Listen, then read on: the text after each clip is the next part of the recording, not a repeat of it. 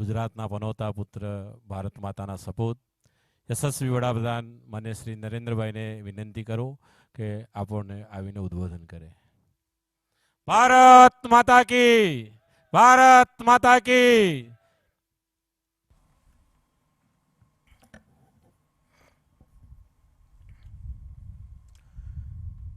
कार्यक्रम में उपस्थित गुजरात के लोकप्रिय मुख्यमंत्री श्री भूपेंद्र भाई पटेल, कालिका माताजी मंदिर ट्रस्ट के प्रेसिडेंट श्री सुरेंद्र भाई पटेल, राज्य सरकार के मंत्री भाई पूर्णेश मोदी, यहाँ उपस्थित सभी वरिष्ठ पूज्य संतगण, सभी श्रद्धालु साथी, देवी और सज्जनों, आज कई वर्षों के बाद पावागढ़ मां काली के चरणों में आकर के कुछ पल बिताने का, आशीर्वाद प्राप्त करने का सौभाग्य मिला। मेरे लिए जीवन की बड़ी धन्य पल है। सपना जब संकल्प बन जाता है और संकल्प जब सिद्धि के रूप में नजर के सामने होता है तो उसका आनंद कितना हो सकता है, इसकी आप कल्पना कर सकते हैं। आज का ये पल मेरे अंतर मन को विशेष आनंद से भर देता है। कल्पना कर सकते हैं, 5 शताब्दी के बाद और आजादी के 75 साल बीतने के बाद 5 शताब्दी तक मां काली के शिखर पर ध्वजा नहीं फहरी थी। आज मां काली के शिखर पर ध्वजा,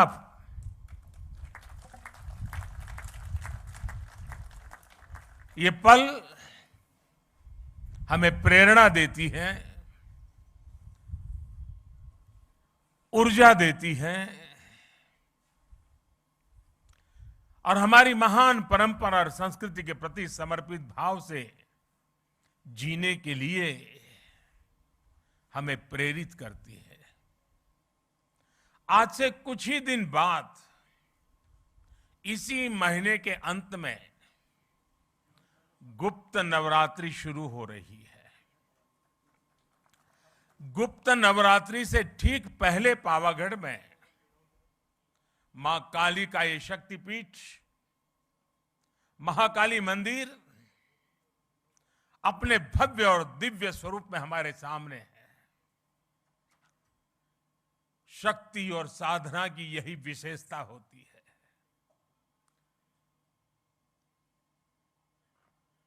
गुप्त नवरात्रि है, लेकिन शक्ति सुप्त नहीं होती है, शक्ति कभी लुप्त नहीं होती है। जब श्रद्धा, साधना और तपस्या फलीभूत होते हैं तो शक्ति अपने पूर्ण वैभव के साथ प्रकट हो जाती है। पावागढ़ में महाकाली के आशीर्वाद से हम गुजरात और भारत की उसी शक्ति का प्राकट्य देख रहे हैं। आज सदियों बाद महाकाली का ये मंदिर अपने विशाल स्वरूप में हमारे सामने हमारे मस्तक को भी ऊंचा कर देता है। आज सदियों बाद पावागढ़ मंदिर में एक बार फिर शिखर पर ध्वज फहरा रहा है। ये शिखर ध्वज केवल हमारी आस्था और आध्यात्म का ही प्रतीक नहीं है। ये शिखर ध्वज इस बात का भी प्रतीक है कि सदियां बदलती हैं, युग बदलते हैं, लेकिन आस्था का शिखर शाश्वत रहता है। भाई और बहनों, अयोध्या में आकर आपने देखा होगा भव्य राम मंदिर आकार ले रहा है। काशी में विश्वनाथ धाम हो या फिर मेरे केदार बाबा का धाम हो, आज भारत के आध्यात्मिक और सांस्कृतिक गौरव पुनर्स्थापित हो रहे हैं।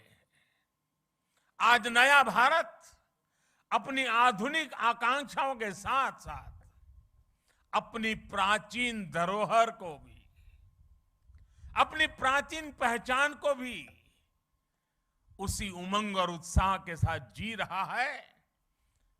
हर भारतीय उस पर गर्व कर रहा है। हमारा ये आध्यात्मिक स्थल हमारी श्रद्धा के साथ साथ नई संभावनाओं के भी स्रोत बन रहे हैं। पावागढ़ में मां काली का मंदिर का पुनर्निर्माण हमारी इसी गौरव यात्रा का एक हिस्सा है। मैं इस अवसर पर मां महाकाली के चरणों में नमन करते हुए आप सभी को हृदय से बहुत बहुत बधाई देता हूं। आज का ये अवसर सबका साथ, सबका विश्वास और सबका प्रयास का भी प्रतीक है। साथियों, अभी मुझे मां काली मंदिर में ध्वजारोहण और पूजन अर्चन का सौभाग्य मिला है। मां काली के दर्शन करते समय मैं सोच रहा था कि आज मां काली के चरणों में आकर क्या मांगू। मां काली का आशीर्वाद लेकर इतिहास गवाह है, स्वामी विवेकानंद जी मां काली के आशीर्वाद लेकर के जन सेवा से प्रभु सेवा में लीन हो गए थे। मां मुझे भी आशीर्वाद दे कि मैं और अधिक ऊर्जा के साथ और अधिक त्याग और समर्पण के साथ देश के जन जन का सेवक बनकर उनकी सेवा करता रहूं। मेरा जो भी सामर्थ्य है, मेरे जीवन में जो भी कुछ पुण्य है, वो मैं देश की माताओं बहनों के कल्याण के लिए, देश के लिए समर्पित करता रहूं। गरवी गुजरात इस समय इस गरवी गुजरात की धरती से मां काली के चरणों से मैं देश की आजादी के अमृत महोत्सव का भी स्मरण करता हूं। साथियों, गुजरात ने जितना योगदान देश की आजादी की लड़ाई में दिया है, उतना ही योगदान देश के विकास में भी दिया है। गरवी गुजरात भारत के गर्व और शान का पर्याय है। गुजरात ने भारत के व्यापार का भी नेतृत्व किया और भारत के आध्यात्मता का भी उसे संरक्षित करने का पूरा प्रयास किया। सदियों के संघर्ष के बाद जब भारत आजाद हुआ तो हम गुलामी और अत्याचार के घावों से भरे हुए थे। हमारे सामने उस अपने अस्तित्व को फिर से खड़ा करने की चुनौती, उसको लेकर के हम खड़े थे, लड़े थे। भारत के इस सांस्कृतिक आजादी की शुरुआत भी सरदार साहब के नेतृत्व में गुजरात से ही हुई थी। सोमनाथ मंदिर का पुनर्निर्माण राष्ट्र के पुनर्निर्माण के संकल्प के रूप में हमारे सामने आया।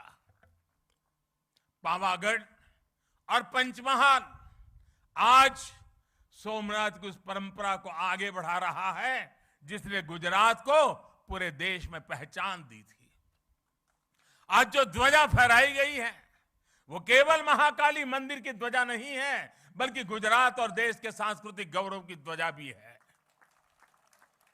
पंचमहाल और गुजरात के लोगों ने सदियों से इस मंदिर की भव्यता के लिए प्रयास किए। अब सोने से बढ़े इस कलश के साथ इस मंदिर से जुड़ा वो सपना पूरा हुआ है। आज पावागढ़ और पंचमहाल की तपस्या सिद्ध हुई है। पंचमहाल और इस क्षेत्र में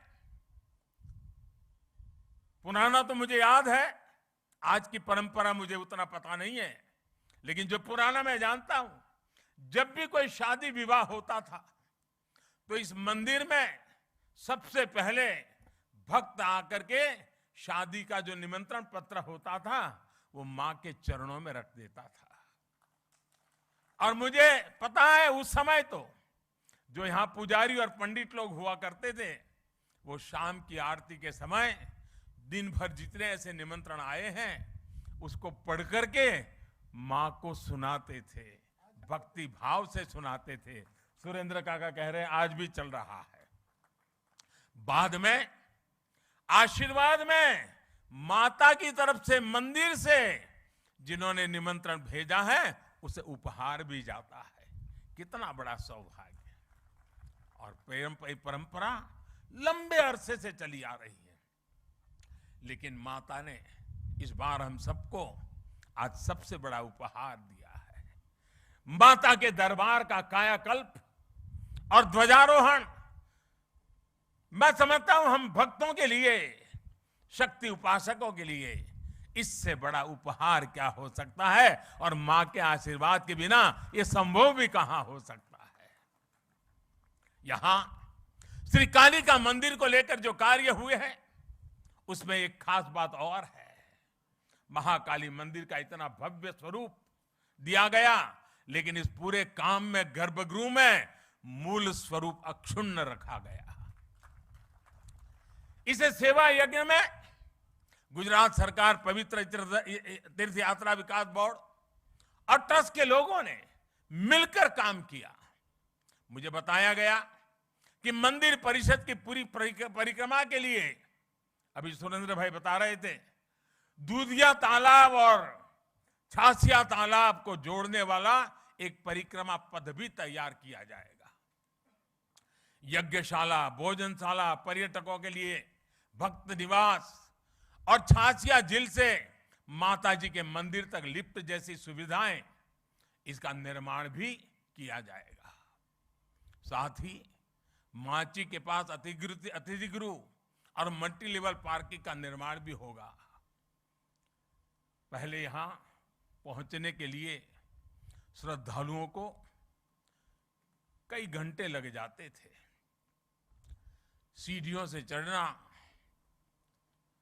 यात्रा की थकावट, कठिनाइयों से गुजरना पड़ता था। पहले सीढ़ियां भी कैसी थी, जो पहले आए हैं उनको पता है, उसको सीढ़ी कह सके कि न कह सके, ये हाल था। लेकिन आज वो भी रचना अच्छी हो गई है। अब मंदिर तक पहुंचने के लिए अच्छे पत्थर से अच्छी सीढ़ियां बनाई गई है। सीढ़ियां की ऊंचाई भी ज्यादा नहीं है, बराबर हिसाब से रखा है ताकि चढ़ने वाले को दिक्कत ना हो। पहले मंदिर परिषद में 2 दर्जन लोग भी एक साथ नहीं पहुंच पाते थे। आज 100 से भी ज्यादा लोग एक साथ यहां आ सकते हैं, पूजा अर्चन कर सकते हैं। भीड़ का दबाव कम हुआ है तो यात्रियों के लिए सुरक्षा भी बढ़ी है। मंदिर परिषद के विस्तार से भगदड़ जैसी घटनाओं से भी बचा जा सके, और हमें निरंतर जागरूक रहना ही पड़ता है ऐसी जगह पे। और अब तो इसके बाद शायद यात्रियों की संख्या बढ़ जाएगी, हमें उन सारी व्यवस्थाओं की चिंता करते रहना पड़ेगा। और मैं अभी से सभी काली भक्तों से प्रार्थना करता हूं कि अनुशासन का पालन करना होगा, क्योंकि कठिन जगह है, कोई हादसा न हो जाए। पहले कई बार हादसे होते थे, बड़ी चिंता सताती थी, लेकिन मां के आशीर्वाद से फिर गाड़ी चल पड़ती थी। मैं चाहूंगा हम उस अनुशासन का भी पालन करेंगे, क्योंकि कठिन स्थान है, ऊंचा स्थान है, कठिनाइयों के बीच काम करना होता है। तो हम जितना अनुशासन का पालन करेंगे, यात्रा भी अच्छी होगी, माँ के आशीर्वाद भी प्राप्त होंगे। पहाड़ी के ऊपर जो दुधिया तालाब है, उसे भी डेवलप किया जा रहा है। इस तालाब के चारों तरफ एक परिक्रमा सर्कुलर पथ बनाया है। इससे भी लोगों को काफी आसानी हुई है। मां महाकाली के चरणों में आकर हमें बार बार उनके आशीर्वाद प्राप्त करने के लिए का मन स्वाभाविक रूप से होता है।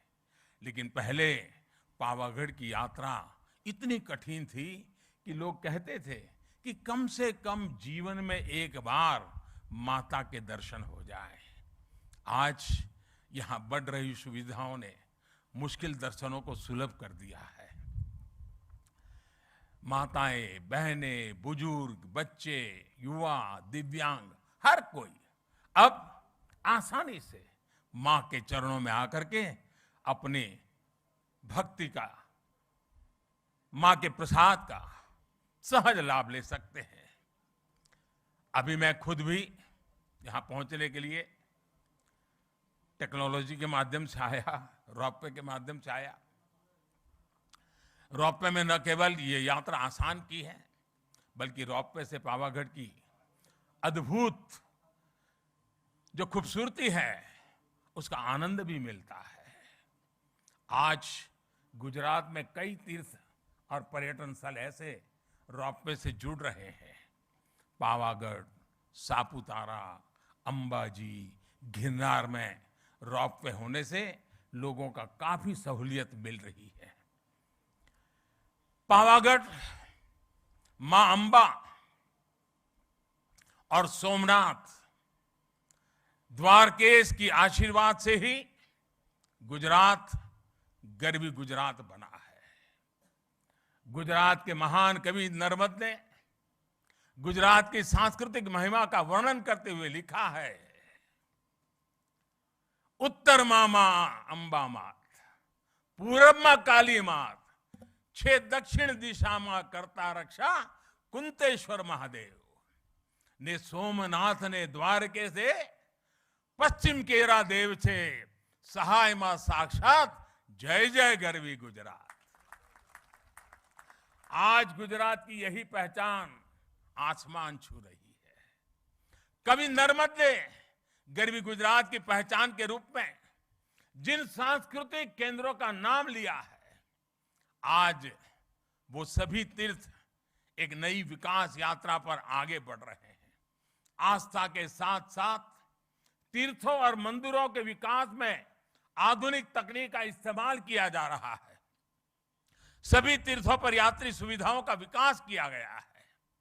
गुजरात के तीर्थों में अब दिव्यता भी है, शांति भी है, समाधान भी है, संतोष भी है, और इससे बड़ा सुख क्या हो सकता है। अगर माता के ही मंदिरों की बात करें, शक्ति के सामर्थ्य की बात करें, तो हम गुजरात के लोग इतने भाग्यवान रहे हैं। और मां शक्ति की पूजा करने वाले भक्तों के लिए गुजरात में तो पूरा एक शक्ति चक्र है, एक शक्ति रक्षा चक्र है। गुजरात का रक्षा कवच के रूप में वो काम कर रहा है। गुजरात के अलग अलग क्षेत्रों में विराजमान शक्ति रूपेण माताएं गुजरात का निरंतर आशीर्वाद देती हैं और गुजरात की रक्षा करती है। बनासकांठा में मां अंबाजी, पावागढ़ में मां काली, चोटीला में चामुंडा मां, ऊंझा में उमिया मां, कच्छ में के माताजी नो मढ़ आशापुरा मां, नवसारी के पास उनाई माता, डेडिया के पास देवमोगरा मां, भावनगर के पास खोडियार मां, महसाना के पास बहुचर मां, उधर हमारे खोड़ल धाम, उधर उमिया धाम, गिरनार के ऊपर अंबा मां, अनेक माताएं हर कोने में हमें निरंतर आशीर्वाद है। यानी हम कह सकते हैं कि हम पर एक शक्ति का आशीर्वाद है। अंबाजी में गब्बर फुटहिल्स, अभी हमारे भूपेंद्र भाई वर्णन कर रहे थे, 3D वीडियो प्रोजेक्शन मैपिंग की शुरुआत की गई है। साथ में महाआरती भी शुरू की गई है। केंद्र की प्रसाद योजना के तहत गब्बर तीर्थ का पुनरुद्धार भी किया जा रहा है। अंबाजी मंदिर परिसर के विकास की योजना पर भी काम चल रहा है। कोटेश्वर महादेव मंदिर, रिंछड़िया महादेव मंदिर जैसे पुण्य स्थानों का विकास भी किया जा रहा है। अभी कुछ समय पहले मुझे सोमनाथ मंदिर में भी कई विकास कार्यों के लोकार्पण का अवसर भी मिला था।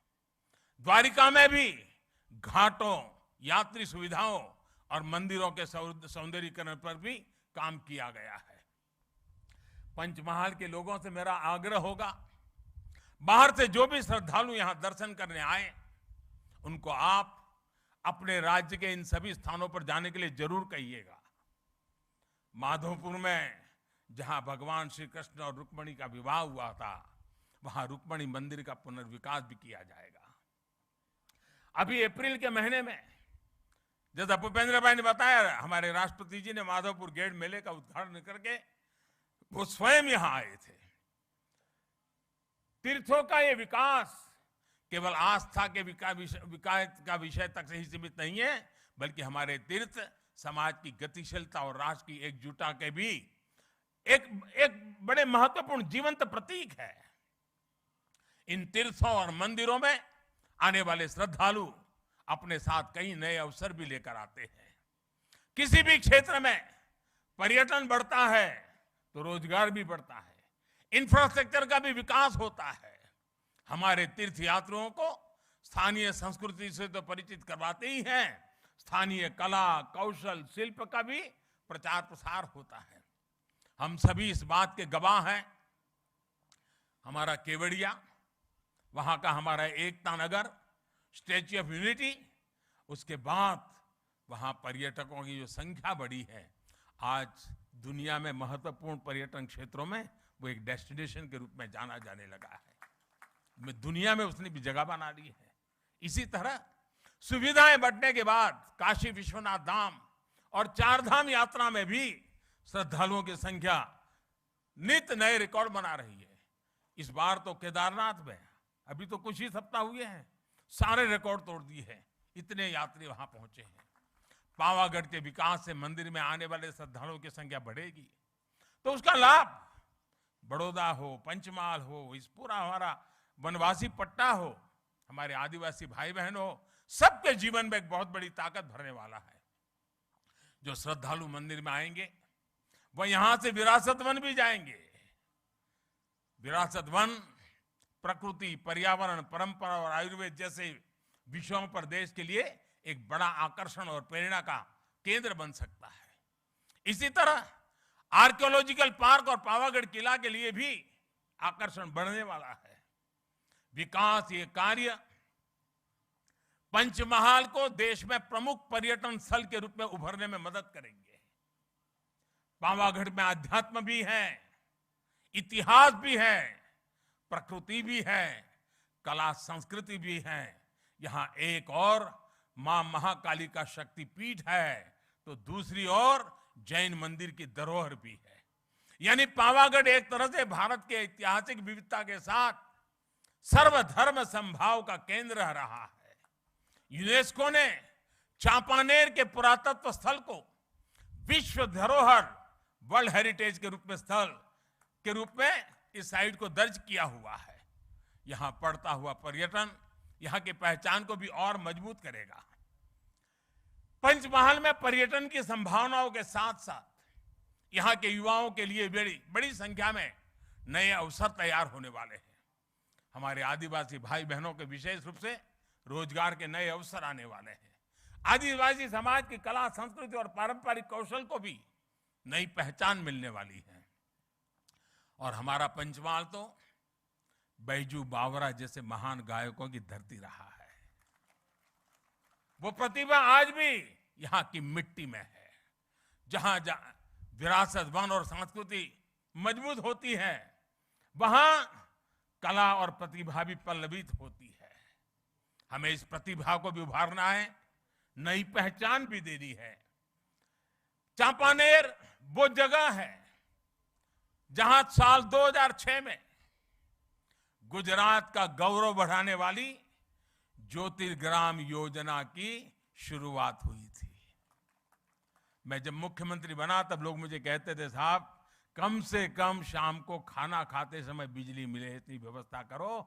यही मां काली के चरणों में बैठ करके हमने ज्योतिर्ग्राम योजना से गुजरात में और देश में पहली बार 24 घंटे घरों में बिजली पहुंचाने में सफलता प्राप्त की थी। और तब उस समय के हमारे राष्ट्रपति श्री एपीजे अब्दुल कलाम जी उस कार्यक्रम में आए थे और उनके कर कमलों से हमने उसको लॉन्च किया था। ज्योतिर्ग्राम योजना ने गुजरात के विकास में एक नया अध्याय जोड़ा। इस योजना की वजह से गुजरात के लोगों को 24 घंटे बिजली मिलना शुरू हुआ। पावरगढ़ का नाम ही एक प्रकार से हवा का गढ़ है। यहां वासुदेव की विशेष कृपा रहती है। मुझे विश्वास है कि हमारे सांस्कृतिक पुनरुत्थान और विकास की जो हवा पावागढ़ में बह रही है, इसकी महक भी पूरे गुजरात और देश में पहुंचेगी। इसी भाव के साथ मैं महाकाली के चरणों में एक बार फिर मेरा नमन करता हूं। आप सभी को भी एक बार फिर बहुत बहुत शुभकामनाएं देता हूं। અને આજે જ્યારે માં કાળીના ચરણોમાં આવ્યું છું ત્યારે ગુજરાતનો વિશાળ ફલક અને અન્ય રાજ્યોથી પણ માં કાળીના ભક્તોની અનગિનત સંખ્યા ખૂબ શ્રદ્ધા સાથે અહીંયા આવતી હોય છે। એ શ્રદ્ધાળુઓને પણ અનેક અનેક શુભકામનાઓ આપું છું। કારણ એમણે જે સપના જોયા હશે, એમના પૂર્વજોએ જે સપના જોયા હશે, એમના પૂર્વજો જે આશા સાથે આવતા હતા અને નિરાશ થઈને પાછા જતા હતા, આજે એમના સંતાનો એમના પૂર્વજોને પણ કહી શકશે કે આપે ભલે કષ્ટ વેઠ્યા હોય પણ હવે યુગ બદલાણો છે। હવે માં કાલી પૂરા ગૌરવ સાથે આપણને આશીર્વાદ આપી રહી છે। એવી જ એક ભાવના સાથે ફરી એકવાર આપ સૌને ખૂબ ખૂબ શુભકામનાઓ। સૌ ટ્રસ્ટી મંડળને, ગુજરાત સરકારને, ભૂપેન્દ્રભાઈના નેતૃત્વમાં થયેલા કામોને હૃદયથી બિરદાવું છું। આપ સૌને ખૂબ ખૂબ શુભેચ્છા આપું છું। ખૂબ ખૂબ ધન્યવાદ।